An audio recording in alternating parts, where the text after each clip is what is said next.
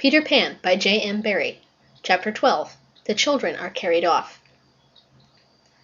The pirate attack had been a complete surprise, a sure proof that the unscrupulous Hook had conducted it improperly, for to surprise redskins fairly is beyond the wit of the white man.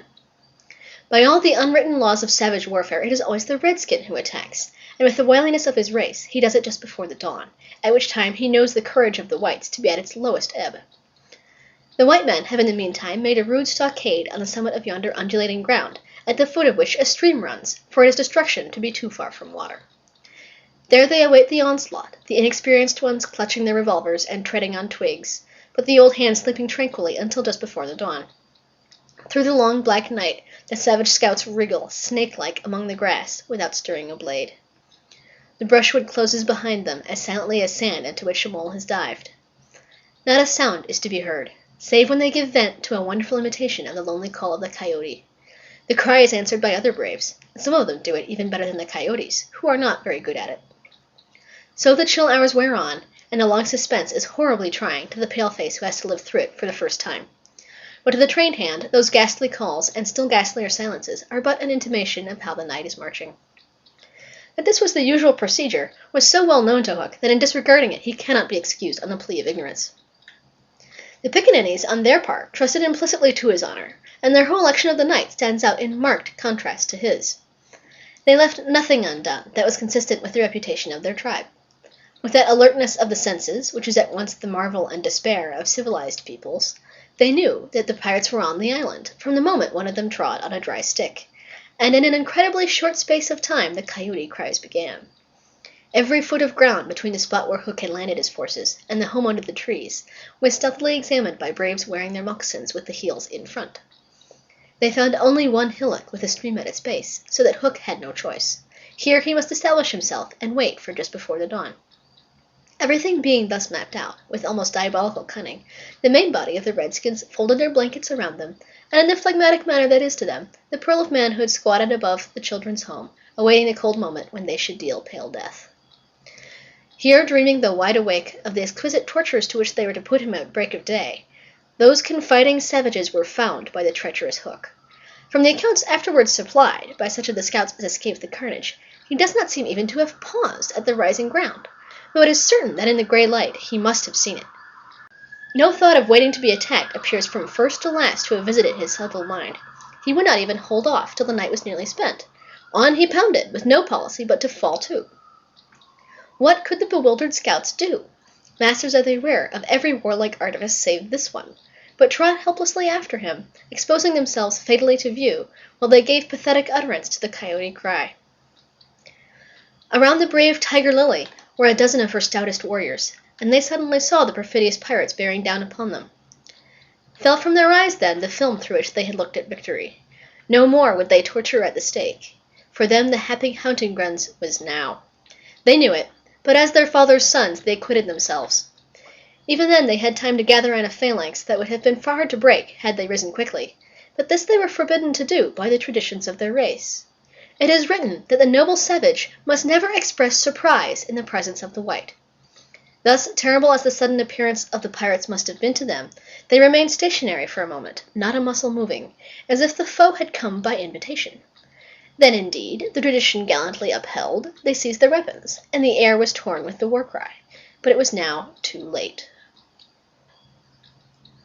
It is no part of ours to describe what was a massacre rather than a fight. Thus perished many of the flower of the Pickaninny tribe. Not all unavenged did they die, for with Lean Wolf fell Alf Mason, to disturb the Spanish Main no more, and among others who bit the dust were George Scory, Charles Turley, and the Alsatian Fogarty. Turley fell to the tomahawk of the terrible Panther, who ultimately cut a way through the pirates with Tiger Lily and a small remnant of the tribe. To what extent Hook is to blame for his tactics on this occasion is for the historian to decide. Had he waited on the rising ground till the proper hour, he and his men would probably have been butchered, and in judging him it is only fair to take this into account. What he should perhaps have done was to acquaint his opponents that he proposed to follow a new method. On the other hand, this, as destroying the element of surprise, would have made his strategy of no avail, so that the whole question is beset with difficulties. One cannot at least withhold a reluctant admiration for the wit that had conceived so bold a scheme, and the fell genius with which it was carried out. What were his own feelings about himself at that triumphant moment? Fain would his dogs have known, as breathing heavily and wiping their cutlasses, they gathered at a discreet distance from his hook, and squinted through their ferret eyes at this extraordinary man. Elation must have been in his heart, but his face did not reflect it. Ever a dark and solitary enigma, he stood aloof from his followers in spirit as in substance. The night's work was not yet over, for it was not the redskins he had come out to destroy. They were but the bees to be smoked, so that he should get at the honey. It was Pan he wanted, Pan and Wendy and their band, but chiefly Pan. Peter was such a small boy that one tends to wonder at the man's hatred of him. True, he had flung Hook's arm to the crocodile, but even this and the increased insecurity of life to which it led, owing to the crocodile's pertinacity, hardly account for a vindictiveness so relentless and malignant. The truth is that there was something about Peter which goaded the pirate captain to frenzy. It was not his courage, it was not his engaging appearance, there was no beating about the bush, for we know quite well what it was, and had got to tell. It was Peter's cockiness. This had got on Hook's nerves. It made his iron claw twitch, and at night it disturbed him like an insect. While Peter lived, the tortured man felt that he was a lion in a cage into which a sparrow had come. The question now was how to get down the trees, or how to get his dogs down. He ran his greedy eyes over them, searching for the thinnest ones. They wriggled uncomfortably, for they knew he would not scruple to ram them down with poles. In the meantime, what of the boys? We have seen them at the first clang of the weapons, turned as it were into stone figures, open-mouthed, all appealing with outstretched arms to Peter, and we return to them as their mouths close and their arms fall to their sides. The pandemonium above has ceased almost as suddenly as it arose, passed like a fierce gust of wind, but they know that in the passing it has determined their fate. Which side had won? The pirates, listening avidly at the mouths of the trees, heard the question put by every boy, and alas, they also heard Peter's answer. "If the redskins have won," he said, "they'll beat the tom-tom. It is always their sign of victory." Now Smee had found the tom-tom, and was at that moment sitting on it. "You will never hear the tom-tom again," he muttered, but inaudibly, of course, for strict silence had been enjoined. To his amazement, Hook signed him to beat the tom-tom, and slowly there came to Smee an understanding of the dreadful wickedness of the order. Never, probably, had this simple man admired Hook so much. Twice Smee beat upon the instrument, and then stopped to listen gleefully. "The tom-tom!" miscreants heard Peter cry. "An Indian victory!" The doomed children answered with a cheer that was music to the black hearts above, and almost immediately they repeated their goodbyes to Peter. This puzzled the pirates, but all their other feelings were swallowed by a base delight that the enemy were about to come up the trees. They smirked at each other and rubbed their hands. Rapidly and silently Hook gave his orders, one man to each tree, and the others to arrange themselves in a line 2 yards apart. End of Chapter 12. Chapter 13. Do you believe in fairies? The more quickly this horror is disposed of, the better. The first to emerge from his tree was Curly.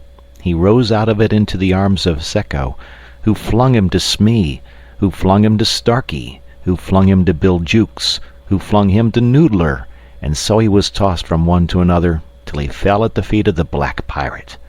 All the boys were plucked from their trees in this ruthless manner, and several of them were in the air at a time, like bales of goods flung from hand to hand. A different treatment was accorded to Wendy, who came last. With ironical politeness, Hook raised his hat to her, and, offering her his arm, escorted her to the spot where the others were being gagged. He did it with such an air, he was so frightfully distingué, that she was too fascinated to cry out. She was only a little girl.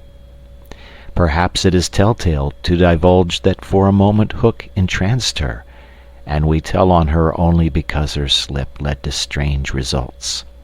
Had she haughtily unhanded him, and we should have loved to write it of her, she would have been hurled through the air like the others, and then Hook would probably not have been present at the tying of the children, and had he not been at the tying, he would not have discovered Slightly's secret, and without the secret he could not presently have made his foul attempt on Peter's life. They were tied to prevent their flying away, doubled up with their knees close to their ears, and for the trussing of them the black pirate had cut a rope into 9 equal pieces. All went well until Slightly's turn came, when he was found to be like those irritating parcels that use up all the string in going round and leave no tags with which to tie a knot. The pirates kicked him in their rage, just as you kick the parcel, though in fairness you should kick the string. And strange to say, it was Hook who told them to belay their violence. His lip was curled with malicious triumph, while his dogs were merely sweating because every time they tried to pack the unhappy lad tight in one part he bulged out in another. Hook's mastermind had gone far beneath Slightly's surface, probing not for effects but for causes, and his exultation showed that he had found them. Slightly, white to the gills, knew that Hook had surprised his secret, which was this, that no boy so blown out could use a tree wherein an average man needs stick. Poor Slightly, most wretched of all the children now, for he was in a panic about Peter, bitterly regretted what he had done. Madly addicted to the drinking of water when he was hot, he had swelled in consequence to his present girth, and instead of reducing himself to fit his tree, he had, unknown to the others, whittled his tree to make it fit him. Sufficient of this, Hook guessed to persuade him that Peter at last lay at his mercy, but no word of the dark design that now formed in these subterranean caverns of his mind crossed his lips. He merely signed that the captives were to be conveyed to the ship, and that he would be alone. How to convey them? Hunched up in their ropes, they might indeed be rolled downhill like barrels, but most of the way lay through a morass. Again Hook's genius surmounted difficulties. He indicated that the little house must be used as a conveyance. The children were flung into it. 4 stout pirates raised it on their shoulders.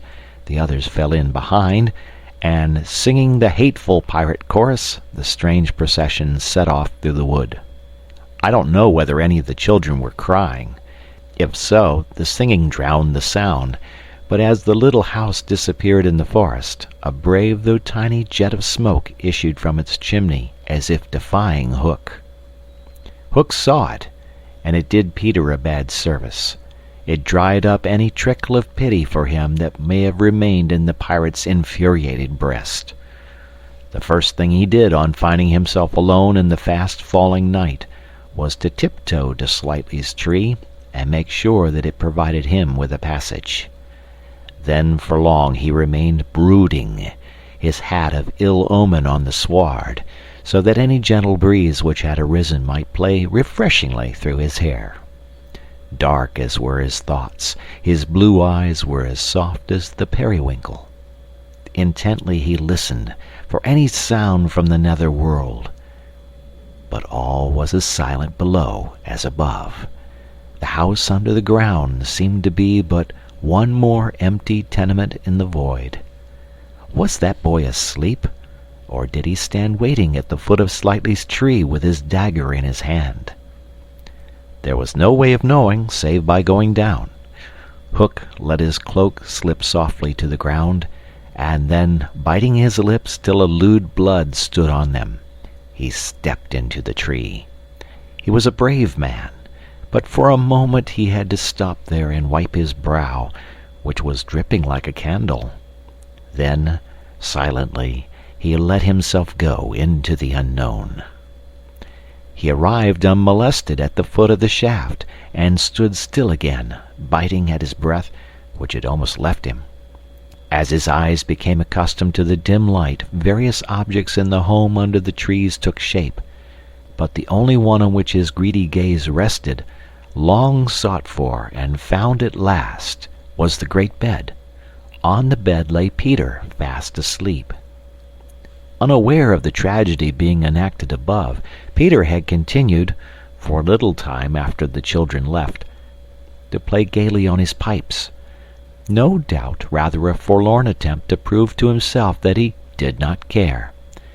Then he decided not to take his medicine so as to grieve Wendy. Then he lay down on the bed outside the coverlet to vex her still more, for she had always tucked them inside it, because you never know that you may not grow chilly at the turn of the night. Then he nearly cried, but it struck him how indignant she would be if he laughed instead. So he laughed a haughty laugh, and fell asleep in the middle of it. Sometimes, though not often, he had dreams, and they were more painful than the dreams of other boys. For hours he could not be separated from those dreams, though he wailed piteously in them. They had to do, I think, with the riddle of his existence. At such times it had been Wendy's custom to take him out of bed and sit with him on her lap, soothing him in dear ways of her own invention, and when he grew calmer to put him back to bed before he quite woke up, so that he should not know of the indignity to which she had subjected him. But on this occasion he had fallen at once into a dreamless sleep. One arm dropped over the edge of the bed, one leg was arched, and the unfinished part of his laugh was stranded on his mouth, which was open, showing the little pearls. Thus defenseless, Hook found him. He stood silent at the foot of the tree, looking across the chamber at his enemy. Did no feeling of compassion disturb his somber breast? The man was not wholly evil. He loved flowers, I have been told, and sweet music. He was himself no mean performer on the harpsichord. And, let it be frankly admitted, the idyllic nature of the scene stirred him profoundly. Mastered by his better self, he would have returned reluctantly up the tree but for one thing. What stayed him was Peter's impertinent appearance as he slept. The open mouth, the drooping arm, the arched knee, they were such a personification of cockiness as, taken together, will never again, one may hope, be presented to eyes so sensitive to their offensiveness. They steeled Hook's heart. If his rage had broken him into 100 pieces, every one of them would have disregarded the incident and leaped at the sleeper. Though a light from the one lamp shone dimly on the bed, Hook stood in darkness himself, and at the first stealthy step forward he discovered an obstacle, the door of Slightly's tree. It did not entirely fill the aperture, and he had been looking over it. Feeling for the catch, he found to his fury that it was low down, beyond his reach. To his disordered brain it seemed then that the irritating quality in Peter's face and figure visibly increased, and he rattled the door and flung himself against it. Was his enemy to escape him after all? But what was that? The red in his eye had caught sight of Peter's medicine, standing on a ledge within easy reach. He fathomed what it was straight away, and immediately knew that the sleeper was in his power. Lest he should be taken alive, Hook always carried about his person a dreadful drug, blended by himself of all the death-dealing rings that had come into his possession. These he had boiled down into a yellow liquid quite unknown to science, which was probably the most virulent poison in existence. 5 drops of this he now added to Peter's cup. His hand shook, but it was in exultation rather than in shame. As he did it, he avoided glancing at the sleeper, but not lest pity should unnerve him, merely to avoid spilling. Then one long, gloating look he cast upon his victim, and turning, wormed his way with difficulty up the tree. As he emerged at the top, he looked the very spirit of evil breaking from its hole. Donning his hat at its most rakish angle, he wound his cloak around him, holding one end in front as if to conceal his person from the night, of which it was the blackest part, and, muttering strangely to himself, stole away through the trees. Peter slept on. The light guttered and went out, leaving the tenement in darkness, but still he slept. It must have been not less than 10 o'clock by the crocodile, when he suddenly sat up in his bed, wakened by he knew not what. It was a soft, cautious tapping on the door of his tree. Soft and cautious, but in that stillness it was sinister. Peter felt for his dagger till his hand gripped it. Then he spoke. "Who is that?" For long there was no answer. Then again the knock. "Who are you?" No answer. He was thrilled, and he loved being thrilled. In 2 strides he reached the door. Unlike Slightly's door, it filled the aperture so that he could not see beyond it, nor could the one knocking see him. "I won't open unless you speak," Peter cried. Then at last the visitor spoke, in a lovely bell-like voice. "Let me in, Peter." It was Tink, and quickly he unbarred to her. She flew in excitedly, her face flushed, and her dress stained with mud. "What is it?" "Oh, you can never guess," she cried, and offered him 3 guesses. "Out with it!" he shouted, and in one ungrammatical sentence, as long as the ribbons that conjurers pull from their mouths, she told of the capture of Wendy and the boys. Peter's heart bobbed up and down as he listened.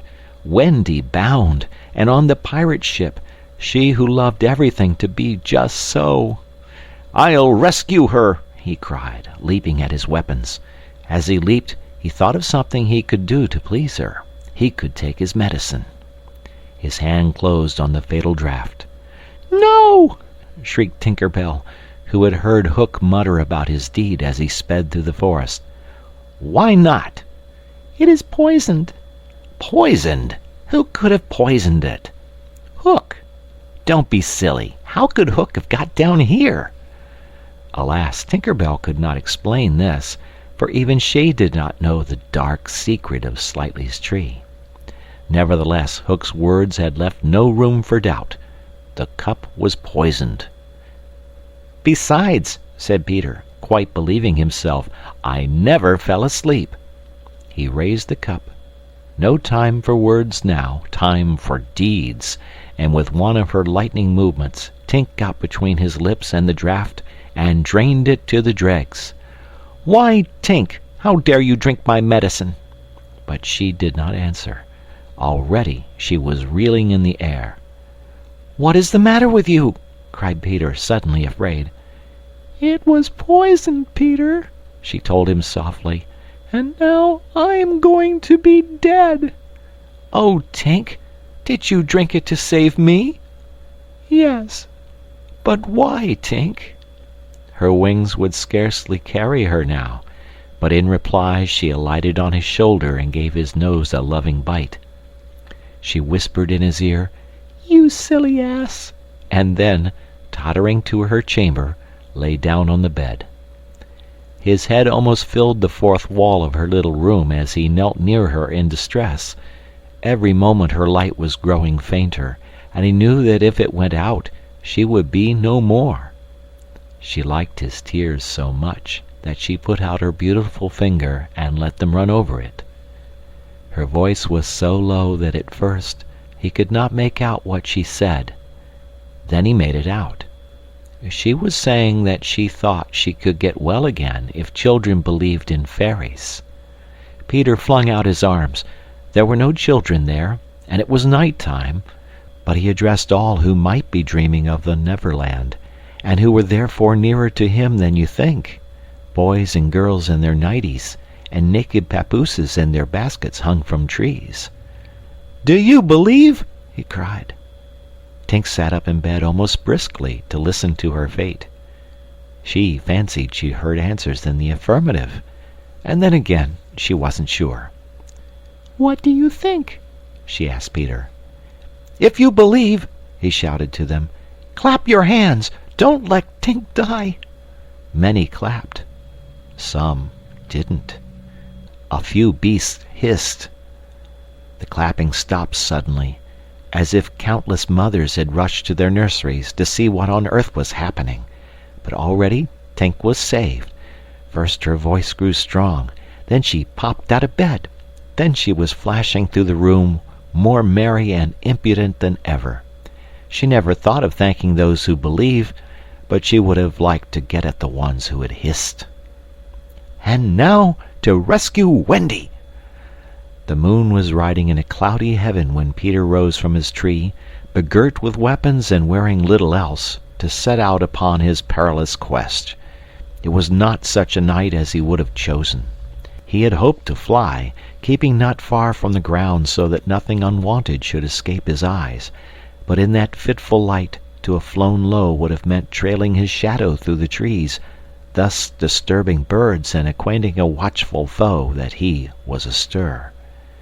He regretted now that he had given the birds of the island such strange names that they are very wild and difficult of approach. There was no other course but to press forward in redskin fashion, at which happily he was an adept. But in what direction? For he could not be sure that the children had been taken to the ship.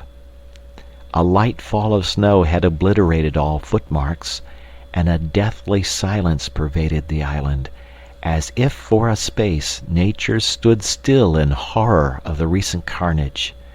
He had taught the children something of the forest lore that he had himself learned from Tiger Lily and Tinker Bell, and knew that in their dire hour they were not likely to forget it. Slightly, if he had an opportunity, would blaze the trees, for instance, Curly would drop seeds, and Wendy would leave her handkerchief at some important place. The morning was needed to search for such guidance, and he could not wait. The upper world had called him, but would give no help. The crocodile passed him, but not another living thing, not a sound, not a movement, and yet he knew well that sudden death might be at the next tree, or stalking him from behind. He swore this terrible oath, "Hook or me this time." Now he crawled forward like a snake, and again erect, he darted across the space on which the moonlight played, one finger on his lip and his dagger at the ready. He was frightfully happy. End of chapter. 14. The Pirate Ship. One green light squinting over Kidd's Creek, which is near the mouth of the Pirate River, marked where the brig, the Jolly Roger, lay low in the water. A rakish-looking craft foul to the hull, every beam in her detestable, like ground strewn with mangled feathers. She was the cannibal of the seas, and scarce needed that watchful eye, for she floated immune in the horror of her name. She was wrapped in the blanket of night, through which no sound from her could have reached the shore. There was little sound, and none agreeable save the whir of the ship's sewing machine, at which Smee sat, ever industrious and obliging, the essence of the commonplace, pathetic Smee. I know not why he was so infinitely pathetic, unless it were because he was so pathetically unaware of it. But even strong men had to turn hastily from looking at him, and more than once on summer evenings he had touched the fount of Hook's tears and made it flow. Of this, as of almost everything else, Smee was quite unconscious. A few of the pirates leant over the bulwarks, drinking in the miasma of the night.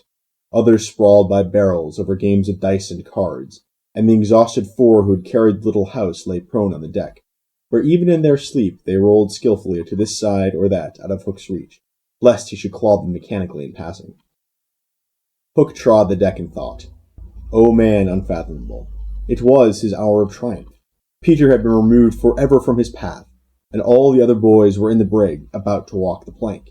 It was his grimmest deed since the days when he had brought barbecue to heel, and knowing as we do how vain a tabernacle is man, could we be surprised had he now paced the deck unsteadily, bellied out by the winds of his success?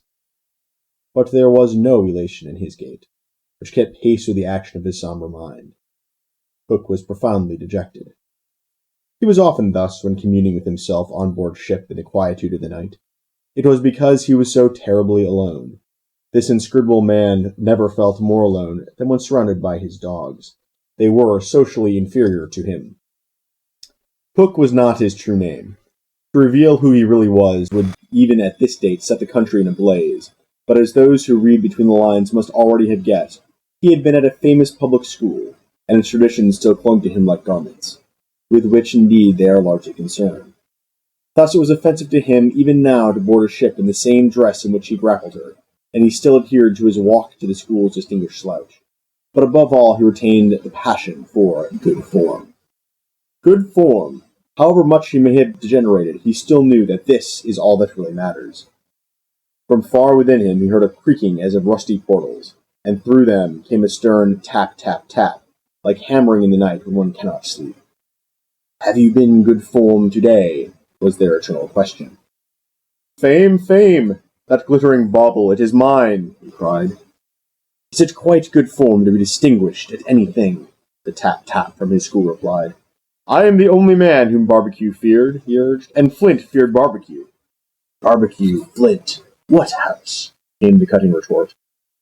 Most disquieting reflection of all, was it not bad form to think about good form? His vitals were tortured by this problem. It was a claw within him sharper than the iron one, and as it tore him, the perspiration dripped down his tallow countenance and streaked his doublet. Oft-times he drew his sleeve across his face, but there was no damming that trickle. Ah, envy not, Hook. There came to him a presentiment of his early dissolution. It was as if Peter's terrible oath had boarded the ship. Hook felt a gloomy desire to make his dying speech, lest presently there should be no time for it. "Better for Hook," he cried, "if he had had less ambition." It was in his darkest hours only that he referred to himself in the third person. "No little children to love me." Strange that he should think of this, which had never troubled him before. Perhaps the sewing machine brought it to his mind. For long he muttered to himself, staring at Smee, who was hemming placidly, under the conviction that all children feared him. Feared him! Feared Smee! There was not a child on board the brig that night who did not already love him. He had said horrid things to them and hit them with the palm of his hand, because he could not hit with his fist. But they had only clung to him the more. Michael had tried on his spectacles. To tell poor Smee that they thought him lovable, Hook itched to do it, but it seemed too brutal. Instead, he revolved this mystery in his mind. Why do they find Smee lovable? He pursued the problem like the sleuth-hound that he was. If Smee was lovable, what was it that made him so? A terrible answer suddenly presented itself. Good form? Had the boatswain good form without knowing it, which is the best form of all? He remembered that you have to prove you don't know you have it before you are eligible for pop. With a cry of rage, he raised his iron hand over Smee's head, but he did not take tear. What arrested him was this reflection. To claw a man because he is good form, what would that be? Bad form. The unhappy Hook was as impotent as he was damp, and he fell forward like a cut flower. His dogs thinking him out of the way for a time, discipline instantly relaxed, and they broke into a bacchanalian dance, which brought him to his feet at once, all traces of human weakness gone, as if a bucket of water had passed over him. "Quiet, you scugs," he cried, "or I'll cast anchor in you." And at once the din was hushed. "Are all the children chained, so that they cannot fly away?" "Aye, aye." "Then hoist them up." The wretched prisoners were dragged from the hold, all except Wendy, and ranged in line in front of him. For a time he seemed unconscious of their presence. He lolled at his ease, humming not unmelodiously, snatches of a rude song, and fingering a pack of cards. Ever and anon the light from his cigar gave a touch of color to his face. "Now then, bullies," he said briskly, "6 of you will walk the plank tonight, but I have room for 2 cabin boys. Which of you is it to be?" "Don't irritate him unnecessarily," had been Wendy's instructions in the hold, so Toodles stepped forward politely. Toodles hated the idea of signing under such a man, but an instinct told him that it would be prudent to lay the responsibility on an absent person, and though a somewhat silly boy, he knew that mothers alone are always willing to be the buffer. All children know this about mothers, and despise them for it, but make constant use of it. So Toodles explained prudently, "You see, sir, I don't think my mother would like me to be a pirate. Would your mother like you to be a pirate, Slightly?" He winked at Slightly, who said mournfully, "I don't think so," as if he wished things had been otherwise. "Would your mother like you to be a pirate, Twin?" "I don't think so," said the first twin, as clever as the others. "Nibs would—" "Stow this gab," roared Hook, and the spokesmen were dragged back. "You, boy," he said, addressing John, "you look as if you had a little pluck in you. Didst never want to be a pirate, my hearty?" Now John had sometimes experienced this hankering at maths prep, and he was stuck by Hook picking him out. "I once thought of calling myself Red-Handed Jack," he said diffidently. "And a good name, too," We'll call you that here, bully, if you join." "What do you think, Michael?" asked John. "What would you call me if I joined?" Michael demanded. "Blackbeard Joe." Michael was naturally impressed. "What do you think, John?" He wanted John to decide, and John wanted him to decide. "Shall we still be respectful subjects of the king?" John inquired. Through Hook's teeth came the answer, "You would have to swear down with the king." Perhaps John had not behaved very well so far, but he shone out now. "Then I refuse," he cried, banging the barrel in front of Hook. "And I refuse," cried Michael. "Rule Britannia!" squeaked Curly. The infuriated pirates buffeted them in the mouth, and Hook roared out, "That seals your doom! Bring up their mother! Get the plank ready!" They were only boys, and they went white as they saw Jukes and Checo preparing the fatal plank, but they tried to look brave when Wendy was brought up. No words of mine can tell you how Wendy despised these pirates. To the boys there was at least some glamour in the pirate calling, but all that she saw was that the ship had not been tidied for years. There was not a porthole in the grimy glass of which you might not have written with your finger, "Dirty Pig," and she had already written it on several. But as the boys gathered round her, she had no thought, of course, save for them. "So, my beauty," said Hook, as if he spoke in syrup, "you are to see your children walk the plank." Fine gentleman though he was, the intensity of his communings had soiled his ruff, and suddenly he knew that she was gazing at it. With a hasty gesture he tried to hide it, but he was too late. "Are they to die?" asked Wendy, with a look of such frightful contempt that he nearly fainted. "They are," he snarled. "Silence all!" he cried gloatingly, "for a mother's last words to her children." At this moment Wendy was grand. "These are my last words, dear boys," she said, firmly. "I feel that I have a message to you from your real mothers, and it is this. We hope our sons will die like English gentlemen." Even the pirates were awed, and Toodles cried out hysterically, "I am going to do what my mother hopes." "What are you to do, Nibs?" "What my mother hopes." "What are you to do, Twin?" "What my mother hopes." "John, what are—" But Hook had found his voice again. "Tie her up!" he shouted. It was Smee who tied her to the mast. "See here, honey," he whispered. "I'll save you if you promise to be my mother." But not even for Smee would she make such a promise. "I would almost rather have no children at all," she said disdainfully. It is sad to know that not a boy was looking at her as Smee tied her to the mast. The eyes of all were on the plank, that last little walk they were about to take. They were no longer able to hope that they would walk it manfully, for the capacity to think had gone from them. They could stare and shiver only. Hook smiled on them with his teeth closed, and took a step toward Wendy. His intention was to turn her face so that she should see the boys walking the plank one by one, but he never reached her. He never heard the cry of anguish he hoped to wring from her. He heard something else instead. It was the terrible tick-tick of the crocodile. They all heard it, pirates, boys, Wendy, and immediately every head was blown in one direction, not to the water whence the sound proceeded, but toward Hook. All knew that what was about to happen concerned him alone, and that from being actors they were suddenly become spectators. Very frightful was it to see the change that came over him. It was as if he had been clipped at every joint. He fell in a little heap. The sound came steadily nearer, and in advance of it came this ghastly thought. The crocodile is about to board the ship. Even the iron claw hung inactive, as if knowing that it was no intrinsic part of the attacking force wanted. Left so fearfully alone, any other man would have lain with his eyes shut where he fell, but the gigantic brain of Hook was still working, and under its guidance he crawled on the knees along the deck, as far from the sound as he could go. The pirates respectfully cleared a passage for him, and it was only when he brought up against the bulwarks that he spoke. "Hide me," he cried hoarsely. They gathered round him, all eyes averted from the thing that was coming aboard. They had no thought of fighting it. It was fate. Only when Hook was hidden from them did curiosity loosen the limbs of the boys, so that they could rush to this ship's side to see the crocodile climbing it. Then they got the strangest surprise of the night of nights, for it was no crocodile that was coming to their aid. It was Peter. He signed them not to give vent to any cry of admiration that might arouse suspicion. Then he went on ticking. End chapter 14.